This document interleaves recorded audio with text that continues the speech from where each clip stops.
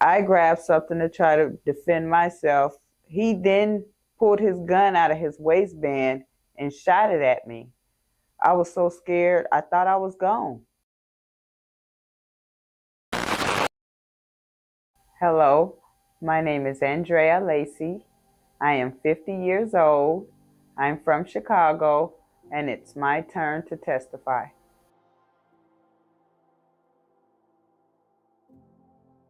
I was 18, walking down the street, living in Chicago. It was the summertime. I seen this guy driving, and that car he was driving in caught my attention. He pulled over. We exchanged names and numbers. The first time we ever went out on a date, he asked me if he can ask my mom for permission, and that right there was a go for me because he asked my mom if he can take me out on a date. She said yeah, and from there on we was going out like every day. We would go somewhere different. It eventually went from dating to shopping, showering me with gifts, all kinds of stuff. It was a lot of sweet talk, never disrespect. He was a gentleman, the perfect gentleman. And then after a year goes by, I guess we got accustomed to each other or used to each other, and things started changing.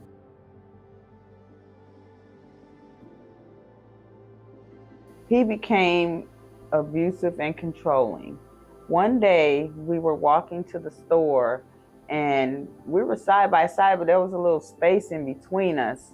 And we walked past this group of guys that were sitting on a park bench, and they started whistling like, "Hey pretty, how are you doing?" Because the way we were walking, you can tell we knew each other, but you couldn't tell that we were a couple. So they started making gestures as if they wanted to talk, and he grabbed me by my shirt and he was like, "What are you wearing this for?" And that was the first time I ever experienced abuse from him. When we got home, he began to apologize because I asked him, I was like, "Where did that come from? I've never seen that." And he was like, "I run you, you're mine now."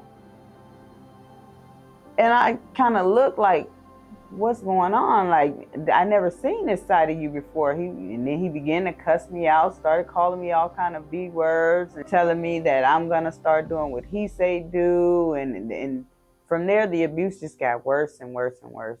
The abuse continued, and one day, I guess I decided that I was gonna leave because I wasn't gonna accept the abuse anymore. But he hit me with the proposal. He asked me to marry him. And I said yes. And we decided to try and work things out. A few months later, the abuse started again. And it never stopped from there. And one day I woke up and I said, I can't do this anymore. I have children. I got to get out of here. This is not how we're supposed to live. And I can't have my children seeing this is how life's supposed to be. So I decided to gather up my things, everything. I had clothes, uh, all materialistic items, cars. I tried to take everything. And he was at work. And I guess he found out via his brother that I was packing my things up to leave, and he caught me in the process of leaving. And the beating got worse.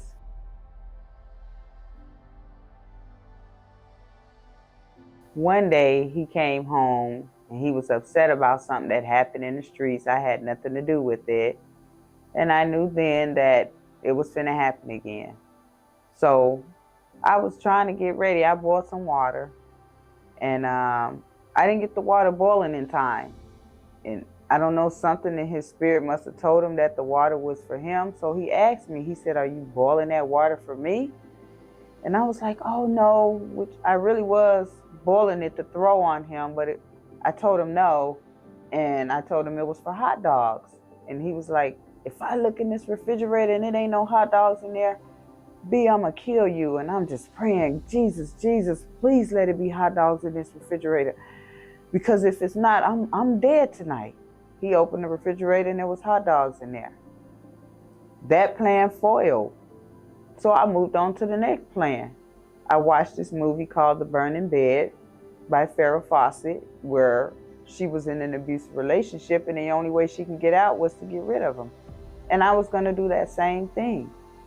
I sat up all night plotting and planning to burn the bed while he was asleep, set that bed on fire while he was asleep. But I couldn't do it. I couldn't do it. The next morning, I just decided to turn on my TV and watch TV, and I watched Ricky Lake, Geraldo,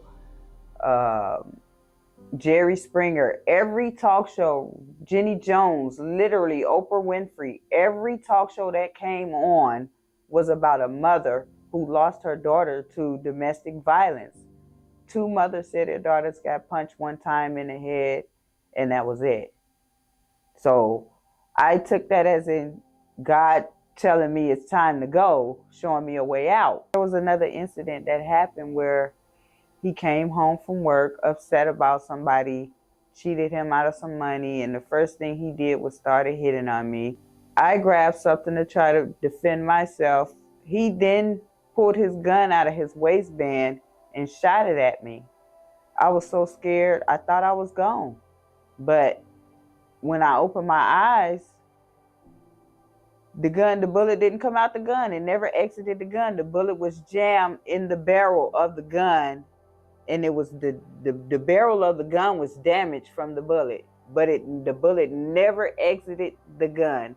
That's how I knew it was God leading me from that relationship.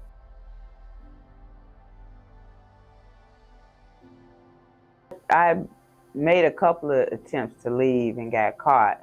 The first time I got caught is because I tried to take everything, every clothing item, anything materialistic that he bought me, I tried to take it. And I don't know how I was going to get it to where I was going, because boxes of clothes. I mean, I had clothes for days. I never wore the same outfit twice in a year.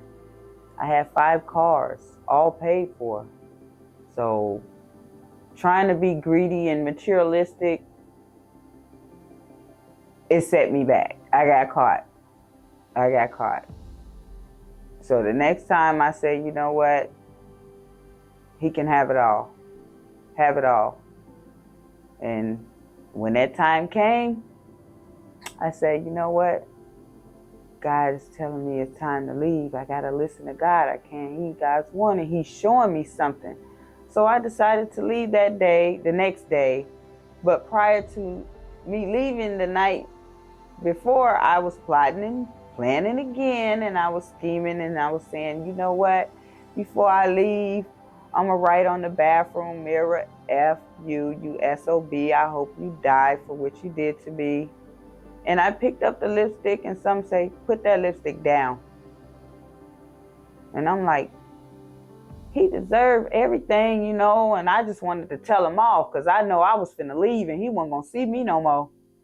So as I was proceeding to write it, some just grabbed my hand, put the lipstick down. For whatever reason, I never got to write it, proceeded to the car. As we were sitting in a car together, we was getting ready to drive off, but he said, wait a minute.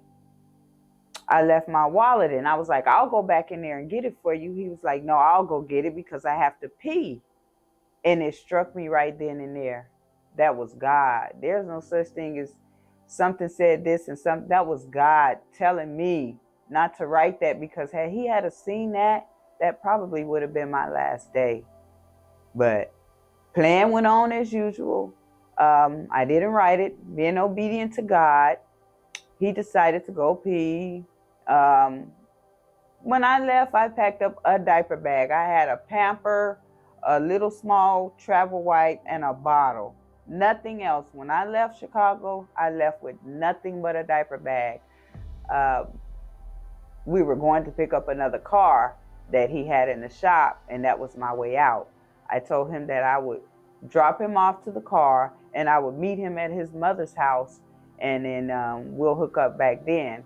But that's not what happened. I shot straight to the nearest bus station leaving Chicago, going to Vegas or wherever it was going.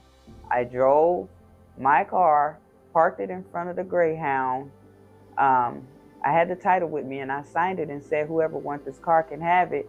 Ran into the bus station. All the buses were gone. All the buses were gone. There was one bus left that had just pulled up that was leaving to St. Louis. And I just wanted to get out of there. So I jumped on that St. Louis bus.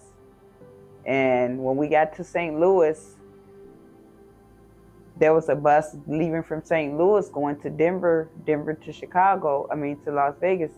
So I got on that bus, got halfway to Vegas, stopped in Denver, and who's there looking for me? My abuser. I was afraid. I was so scared. Me and my son hid in the bathroom.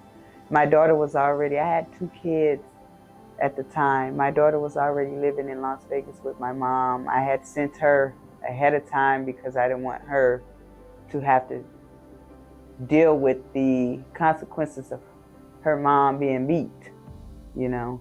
So I left at the instructions of God.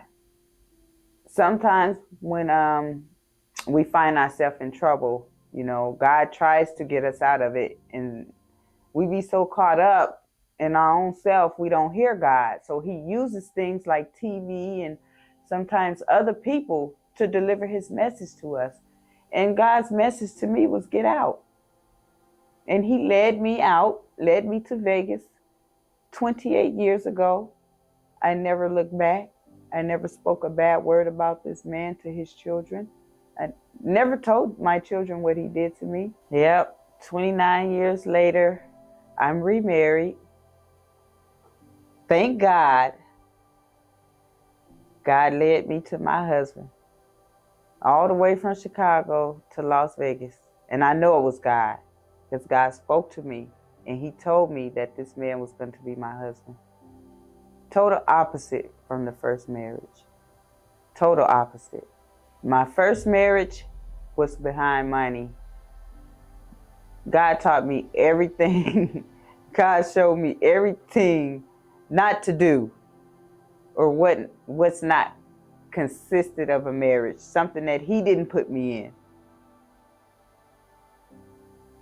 Wait on God. Just wait on God. That's all I can tell folks. We out here rushing and stuff, and God already picked people's mates out for them. Our lives, God is the author He's the author of our lives, the Alpha and the Omega. He knows. Yeah. And I just want to encourage somebody out there. If you're watching this video, this is not by chance. This is not a coincidence. God sends people via message, blogs, TV, however he may. But God sent me here to save you too. It's not by chance that I'm here, because not only did I survive domestic violence, I also survived cancer. It's like one day I was laying down and giving myself a self-check, and I felt something. I was afraid. I didn't say nothing for months because I didn't want to hear you got cancer. One day I decided to go in, because if you don't care for it, it's going to get worse. And they did a biopsy, came back, it was cancer. They scheduled me for surgery to have it removed. On the way to getting the surgery, I stopped by Legacy High School to pick up my 2 daughters who were going to be there for moral support.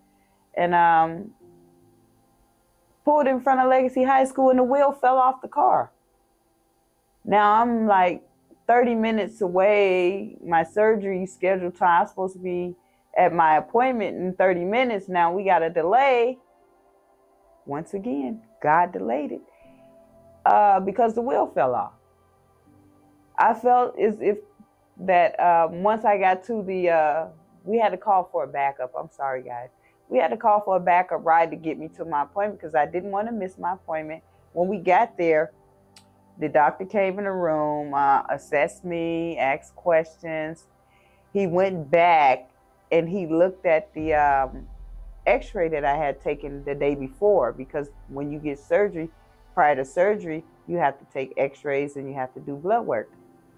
I was the last patient that night, the night before my surgery, to have the x-rays done. It was 6 o'clock at night, the last patient. I was the first patient in the morning scheduled for surgery. My surgery was scheduled for 8 o'clock. Made it to the surgery center. When the doctor left, came back in the room, he looked around. It was me, my mom, my 2 daughters standing there, and he was like, "What did you do?" And I'm like, "What are you talking about? What do you mean? What did I do?" He said, "Did you go and have surgery somewhere else? This is not a game, you know?" And I'm like, "No, I didn't." And he was like, "Well, the cancer is gone, and the line we put to guide us to the cancer is gone." Nothing but God. All God. God gets all the glory. All the glory. My testimonies go on and on and on. I can write a yellow pages on the many testimonies and the mercies that God have shown me. Well, that's my testimony. Now I invite you guys to tell yours under the spotlight.